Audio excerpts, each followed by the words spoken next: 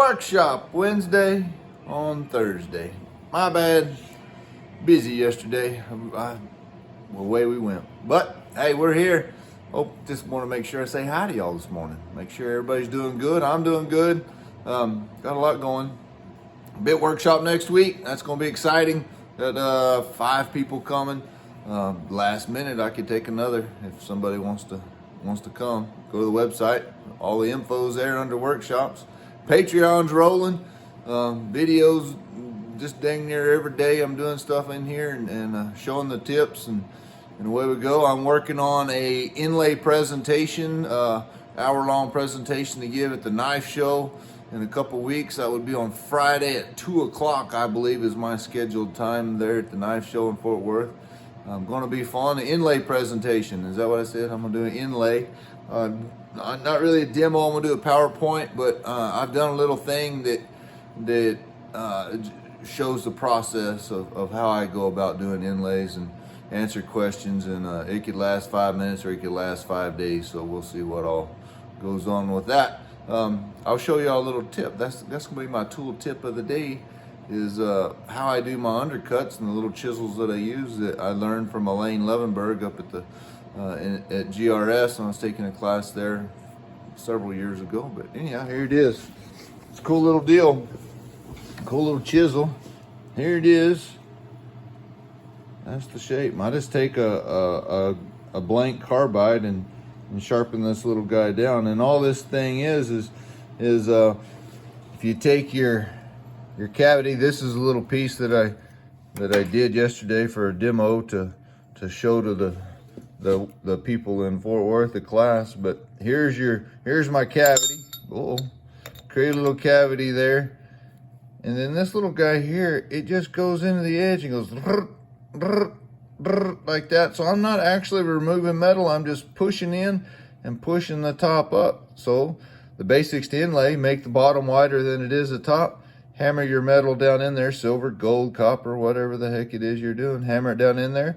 When you hammer it in, the bottom goes into the little undercut at the bottom, and then it won't come out. So there you go. This tool is very simple, as y'all can tell here. Very simple.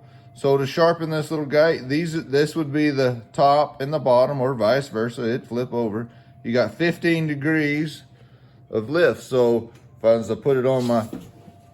We'll put it over here. Ooh, we'll actually look like we're actually doing it instead of just pretending. Hold on, let me get it out of this handpiece. So we got it over here on our wheel.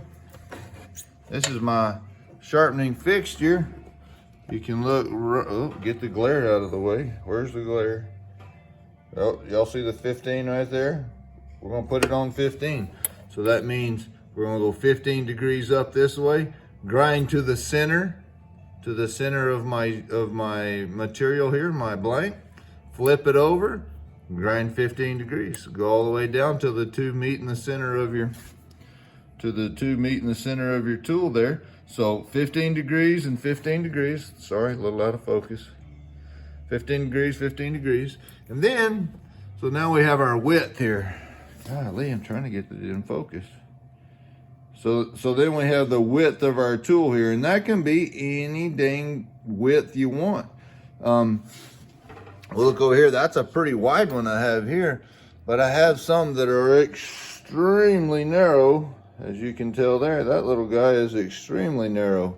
So that's the top side right there. But depending on what it is I'm inlaying, the cavity that I have to do the undercut in, is I have different widths. Well, to create the width, these sides here and here on the other side is 10 degrees.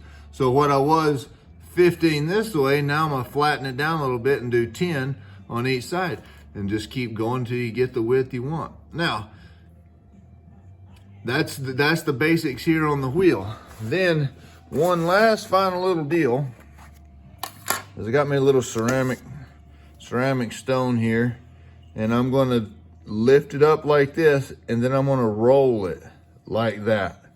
So I'm probably 15 degrees, my angle is 15 degrees there. Well, I'm gonna jack it up to somewhere in here, and then I'm gonna roll it like that. And what that does is it kind of rounds the corners. It's gonna be really hard for y'all to see.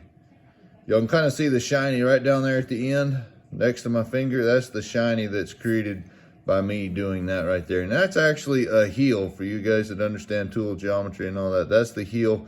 That's the surface that actually touches the material, so it jacks it up a little bit. I'm gonna go ahead and that's how the action of the tool goes, is it into like those sound effects as it goes into the side of the cavity. But by rounding it like that, it makes it a little more durable, makes the corners it takes the corners off of your tool and makes it more durable as it goes in. Tool tip of the day, tool tip of Workshop Wednesday. Hope that was helpful. Man, that made a big difference in my inlay. It made it a lot faster and a lot better, a lot more secure inlay. It ain't coming out. I used to try to chisel the undercut in there and remove the metal with an onglet or little knife edge graver, and just took forever. This deal works really good. So anyhow, happy Thursday. I hope everybody's doing good. We're rocking here, and then Bit Workshop next week, so I'll try to check in and see how everybody's doing. See y'all soon. Adios.